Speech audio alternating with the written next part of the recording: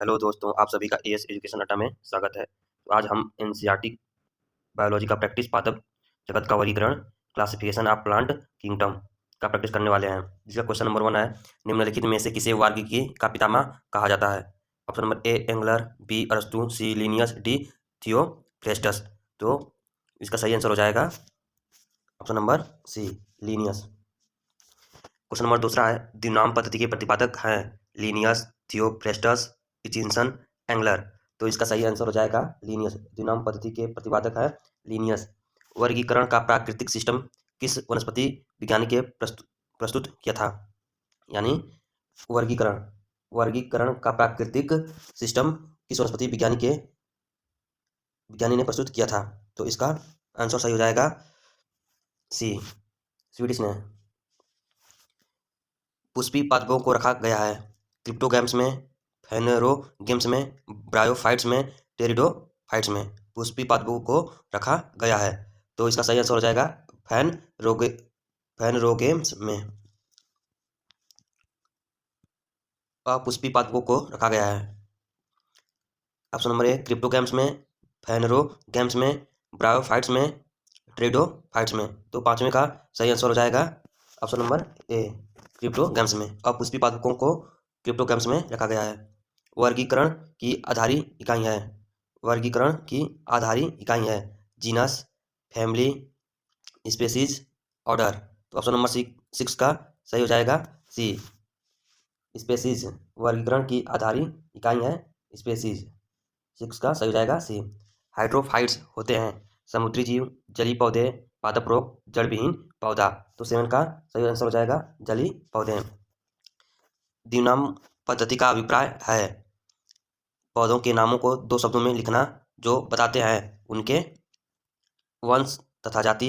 Option number B जाति तथा किस्म, कुल तथा वंश, गण तथा कुल। तो 8वें का सही आंसर हो जाएगा वंश तथा जाति। जिन पौधों पर बीज बनते हैं किंतु पुष्प नहीं लगते कहलाते हैं? जिन पौधों पर बीज बनते हैं किंतु पुष्प नहीं लगते हैं कहलाते हैं? ऑप्शन नंबर ए है आवृत बीजी, अनावृत बीजी, टेरिडोफाइट्स, ब्रायोफाइट्स। तो जिन पौधों पर बीज बनते हैं उन्हें कहा जाता है अनावृत बीजी। 9 का बी। जीवाणु की खोज किसने की थी?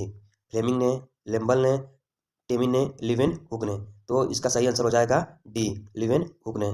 काफ़ी इंपॉर्टेंट क्वेश्चन है, ये अक्सर एग्जामों में पूछा जाता है। जीवाणु की खोज यानी बैक्टीरिया की खोज किसने किया था? तो लिवेन हुक ने किया था। जीवाणु से संबंधित निम्न कथनों में कौन सही है?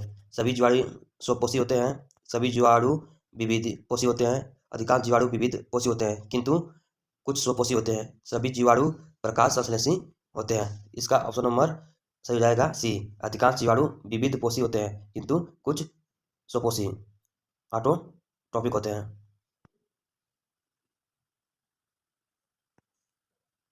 जीवाणुओं को पौधे माना गया है जीवाणुओं को पौधे माना गया है क्योंकि जीवाणु को प्लांट्स के अंतर्गत क्यों रखा जाता है?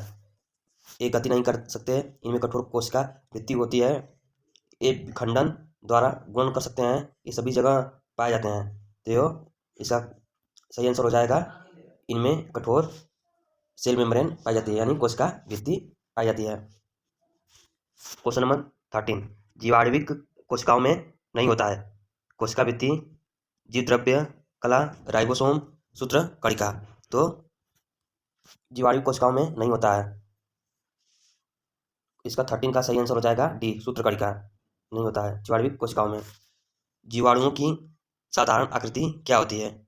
छद्रुपी, गोल, सर्पिल, कोमा रूपी। तो इसका सही आंसर हो जाएगा छद्रुपी। जीवाणुओं की साधारण आकृति छद्रुपी यानी वैसली की शेप में होती है। क्वेश्चन नंबर 15 है, जो जीवाणु आकार में सबसे छोटे होते हैं कहलाते हैं?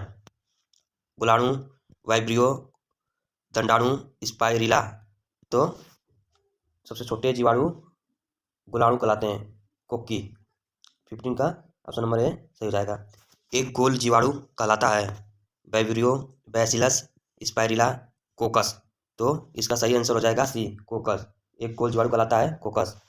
एक सर्पिल जीवाणु को कहते हैं डिप्लोकोकस, बैसिलस, कोकस स्पाइरिलम। तो एक सर्पिलाकार जीवाणु को कहते हैं, इसका सही आंसर हो जाएगा स्पाइरिलम। इसको इंग्लिश में स्पाइरिलम भी कहा जाता है। अब क्वेश्चन नंबर 18, वास्तविक केंद्रक किसमें अनुपस्थित होता है? वास्तविक केंद्रक किसमें अनुपस्थित होता है? कवक, लाइकेन, जीवाणु, हरे शैवाल। तो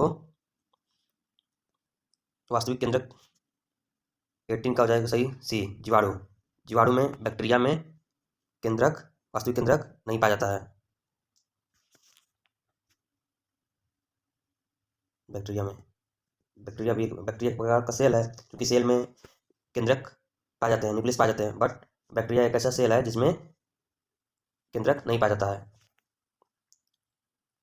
निम्नलिखित में से कौन सर्वाधिक संख्या में पाए जाते हैं?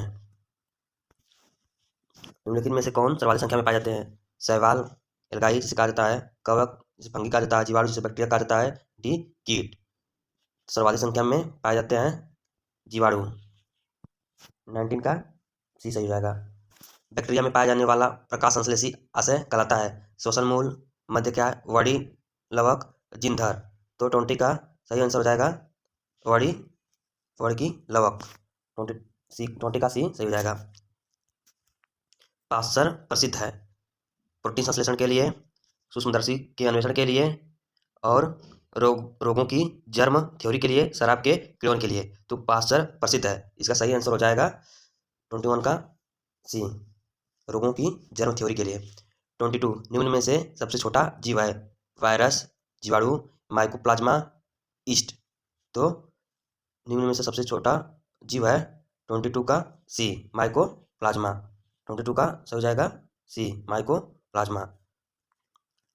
जो जीवाणु सीधे ही वायुमंडलीय नाइट्रोजन को नाइट्रोजन के यौगिक में बदलते हैं कहलाते हैं। यानी जो जीवाणु सीधे ही वायुमंडलीय नाइट्रोजन को नाइट्रोजन के यौगिक में बदलते हैं कहलाते हैं विनाइट्रिकारी जीवाणु, सड़ाने वाले जीवाणु, नाइट्रोजन स्थिरीकरण जीवाणु, नाइट्रिककारी जीवाणु।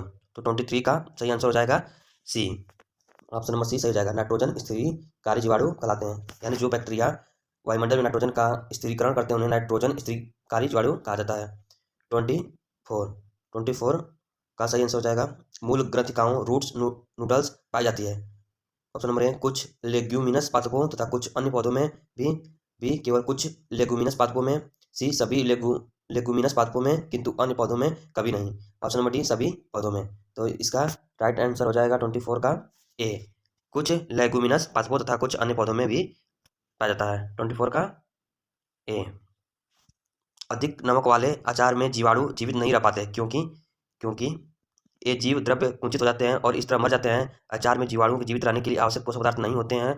लवण, नमक जनन का संदमन करता है। Question number D 25 question number D, जीवाणुओं को जनन के लिए पर्याप्त प्रकाश नहीं मिलता है।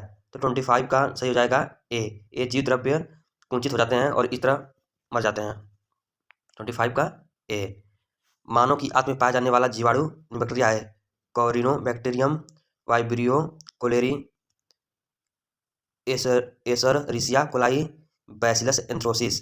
तो मानव की आंत में पाए जाने वाला जीवाणु है 26 का सही जाएगा ऑप्शन नंबर बी, एसररिसिया कोलाई।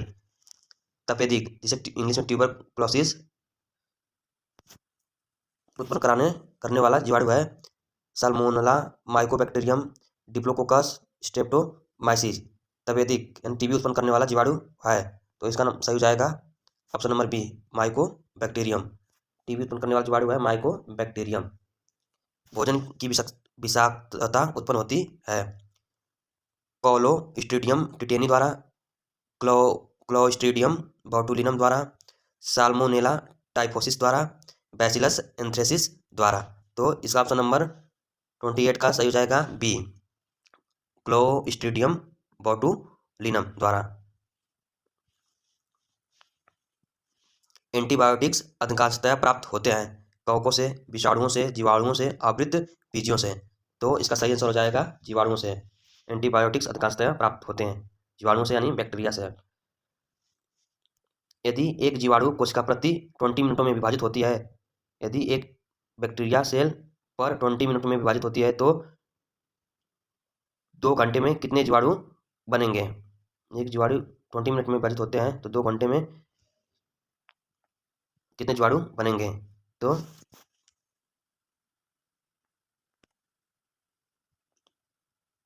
उसका सही हो जाएगा 30 का 6। ये एक जीवाणु कोशिका प्रति 20 मिनट में विभाजित होती है तो 2 घंटे में कितने जीवाणु बनेंगे। तो इसका ऑप्शन नंबर डी सही हो जाएगा 30 का।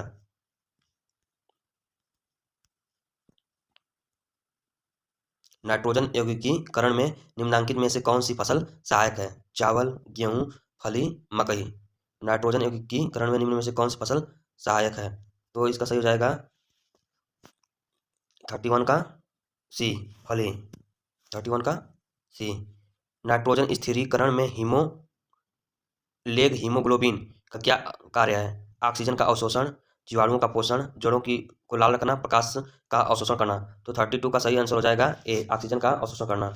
निम्नलिखित में से कौन सा रोग बैक्टीरिया से होता है। तपेदिक, पीलिया, चेचक, मम्पस।